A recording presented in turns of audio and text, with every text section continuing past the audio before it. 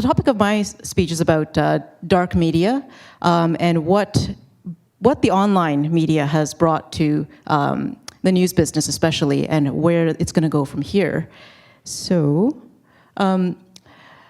just starting off with a basic definition. Media, as you know, is kind of the medium, or it's derived from the word membrane, which is like the layer that keeps some things out and lets some things in. And as one of my reporters recently wrote in a story today, newspapers used to be one of the most profitable businesses in the world. They used to post profit rates of 25–30%. Newspaper owners were once very rich, influential, and feared. That's a picture of the young Rupert Murdoch. Looks a lot different now. But, and you know, the newspapers were the gatekeeper for information, you know, what the public should know about and what they shouldn't. And now the internet has really broken all that open. You see that, I think the recent information from Pew says that anybody who has, of the population that has a Facebook and Twitter account, which is almost everybody, 63% of people now are getting their news from Twitter and Facebook. They're not going directly to, you know, newspapers themselves. And a significant portion of my own two websites, Vancouver Observer and National Observer's traffic comes from Facebook. And actually, I think it's 75% now of National Observer comes from Facebook directly, or comes from Facebook referrals. And that means a lot of, you know, the lack of the gatekeeper means a lot of people are able to put all kinds of news online. That's a clip from the New York Times. Texas blogger's man crush on Putin leads to lengthy heart-to-heart. This guy was just a blogger who happens to love Vladimir Putin, and he got this extensive interview that other big media couldn't get.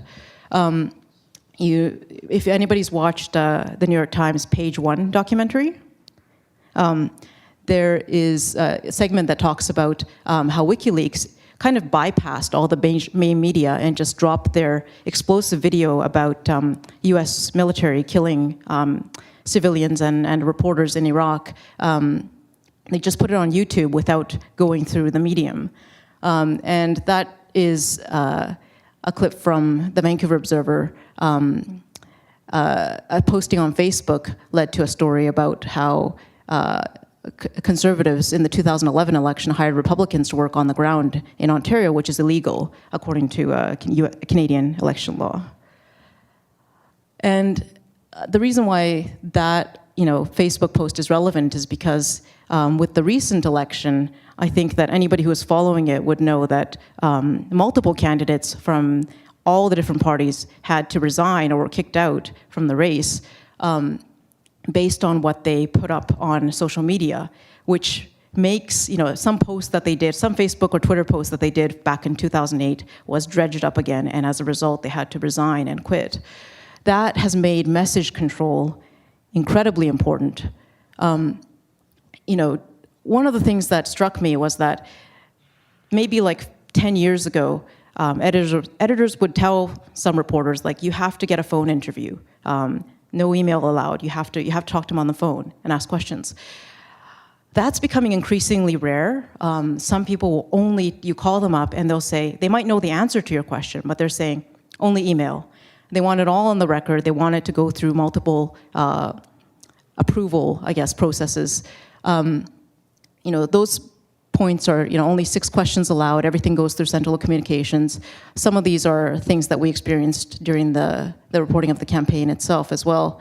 And one story that I heard, which I thought was kind of interesting, is that when a reporter asked the federal government a very basic question about algae, like it was called rock snot, basically this kind of type of algae, it led to the question to go through 16 different federal communication officers just to arrive at an approved answer that was ready to release to the public. And, you know, sorry, this is just a story that we did about how limited media access most reporters had during the campaign. And when I mentioned that more and more people are getting their news from the internet, it can be both a great and a terrible thing.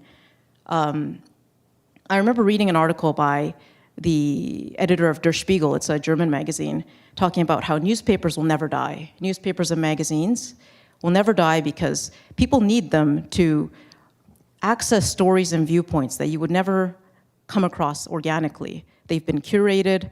You stumble upon topics that you didn't really care about before. You stumble upon viewpoints, and then you change your mind on a certain issue. But now, with the majority of people getting their news from Facebook or their friends, or the sites that they liked,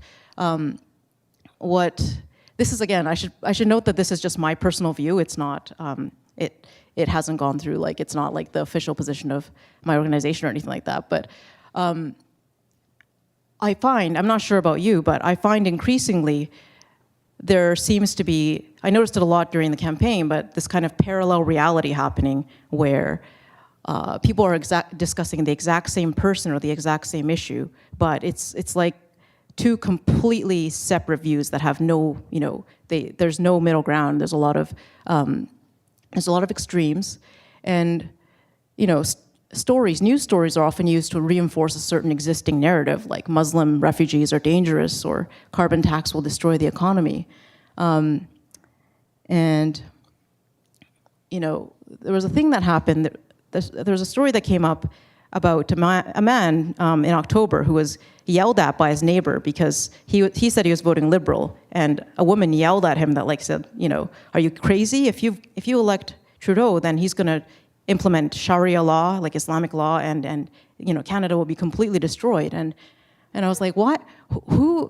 How do these stories? Where do people are getting this information from somewhere? Where is that coming from? And this is just a comment from the Rebel, which is one of the many news sites out there. But there's a thing about if Canada becoming a socialist utopia governed by Sharia law and all that, these kind of voices exist, and as a result, it can lead to some negative consequences on the ground. As for this one Liberal candidate from Lebanon, and especially with the recent Paris attacks, I found that a lot of news can be used. News can be used to clarify, but it can also be used to push a certain point of view. There was an incident in which, in Turkey, right after the Paris attacks, where the Turkish fans were asked to have a moment of silence for the victims of terror in Paris. And there's a video of there's allegedly a video of Muslim fans shouting Allahu Akbar and shouting and whistling during that moment of silence. But the story on the left side shows that actually it was a little bit more nuanced than that. They weren't just, a lot of them were shouting in Turkish the phrase, martyrs will never die, the nation will never be divided, which is more to protest ISIS or IS. And they were also angry at the fact that while the world was mourning the attacks in Paris, when 102 people died of terror attacks in Ankara, Turkey, basically the world's response was pretty silent. So there's a lot of nuance, but depending on what kind of news you decide to look at, a lot of it can be used to reinforce stereotypes, to polarize viewpoints, and dialogue becomes really difficult. And now with the proliferation of news, you might have remembered something like there was a video that was going pretty viral about used by pro-life advocates depicting what looked like to be a very gruesome kind of abortion process. But it was later revealed that this video was spliced together from footage that had nothing to do with it. It was probably more of a miscarriage. But even after sites like The Guardian or other news websites debunk this kind of thing, if you do a Google search, there's lots and lots of news sites that will say well, this video was real after all, and it's just that shows that when there's too many, when there's a proliferation of voices out there, it's both a good thing and a dangerous thing, because pretty much for any point of view that you have, whether it's like the world is going to end in 2012 or whatever viewpoint it is, probably there's some kind of site that's out there that'll support that. And the big question is about like who is going to control the future of the news. Newspapers around Canada and worldwide are increasingly in trouble. So who is going to publish the news that people are going to read from now on? And based on what little information I have, it seems that increasingly that's Google, Facebook, Apple, and Yahoo are going to be the gatekeepers of what you get to see and what you don't. Twitter, you might have heard, is already hiring reporters, and there's a lot of online journalists today who kind of are their own brand, and you follow the news that they report, regardless of which organization they're doing that for. And governments, to a large degree, if you're living in China or you're living in some country where the state produces all the news, then already and controls the social media as well. Already, you're in a position where you can only hear what the state wants you to hear. And how to combat that? It feels to me like it's to just consume a lot of different news sources from different regions, different languages if you can, and try to, again, come to an informed opinion. The thing that's really scary is that people read the news to come to an informed opinion, but it can get really confusing when it's unclear what's real and what's not. These are just graphics that show the present statistics of the news media. The one in the left, the right-hand corner, bottom right, is from Newspapers Canada, so it's a little bit different. But yeah, that's pretty much what I have, and thanks so much for listening. Thank you, Jenny. Thank you. It blows my mind where we get our information from and how we consume it, and then how we pass that along as well, right? How we edit it. It's like the game of telephone, right? Or Chinese whispers or whatever. Do we have any questions at all for Jenny? Okay. Just one thing I think you missed as well is the attacks on public broadcasters. So CBC funding cuts. The BBC is being really attacked by Conservatives right now, in Australia as well. So I think that's another thing that's really scary in the future, that those public broadcasters might not exist in the same way. That's really true, yeah. It's things might move in a different direction now, but in Canada, but I don't know what's going to happen with the UK and BBC. Yeah. I don't know what's happening in the UK either. I left 7 years ago. Okay. Yeah. More of a comment, but Sure. I've seen that the comparison always with newspaper, old media, and new media, it misses the point, which is you can read the exact same text on one or on the other, but I think that's where technology companies have really failed the public. We have created a medium that rewards slogans, that rewards, like if you post something very long on Facebook, for example, it takes people a long time to read it, and then you don't start getting the clicks immediately, so that post is not considered popular. So we are creating, I don't think it's a problem of the outlets themselves or of the reporters themselves, but the media that we have created with the internet in particular. I think that's where, in general, Silicon Valley has completely failed the public in the way that it's programmed. Yeah, it's called the attention economy, and it's very, very, it's like rock and wood in a way. It's a way that it's affected the news industry over. The way that has affected the news industry over the last several years is that, you see sites like BBC News starting to change their tone in some of their stories to sound more like Vice. You see CNN not saying anything when Donald Trump basically posted a neo-Nazi infographic because they have to get eyeballs. And it's like it's not about telling stories that are true anymore. It's about telling stories that people are going to read. And I think that has done tremendous damage to what used to be a very separate industry, was the news industry. But, especially in the dawn of the social media age, I see the news industry like we've become part of the entertainment industry. True, like the Pizza Rat, for example, like who would have predicted that like major like news sites were going to post a video about the Pizza Rat? That was awesome. Like, right? But Jan, congratulations and fabulous work with the Observer. It's an amazing piece of writing that they create amazing content. So thank you for that you to do. What do you think of Vice and Huffington Post coming up now in the world? No, they're really coming up.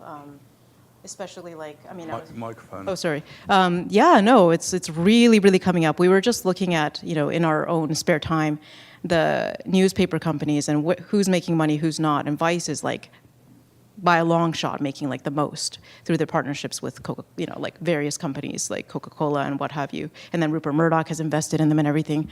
I don't know. Like right now, Vice maintains a really edgy, tone. And I think that's what people buy them, go to their site for. And Huffington Post, I'll admit, like I feel that they kind of do a lot of everything. I find it really heartening that Le Monde and various other various other news sites also partner with Huffington Post and get a lot of stories out there. There's a beautiful series about the mothers of ISIS fighters, like Western people who have gone to fight for ISIS and things like that. And that can only be done with huge budgets. But I don't know at what point the corporate sponsors and advertisers are going to decide to draw a line and say, you can't report that. What do you think? Okay, it's a deeply contentious subject. Okay, one more question at the back. Can you shout? Yeah, probably. You had an earlier slide about the newspapers making money back in the day and how much they did.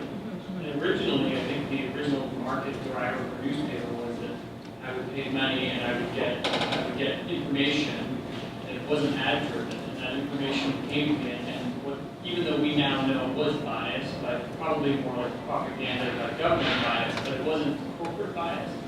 And now it's shifted to this model, just like you said, the Vice has got advertising driving it, and when it's like a line. So on some level, do you think the news industry and just what, the state or whatever you want to call that, has kind of shut itself in the foot by always relying on ad-driven content as opposed to looking for paid? Like if I knew I was going to pay a lot of money, but I knew I was going to get super high quality reporting with never biased and no restriction on by corporations, what I pay for that.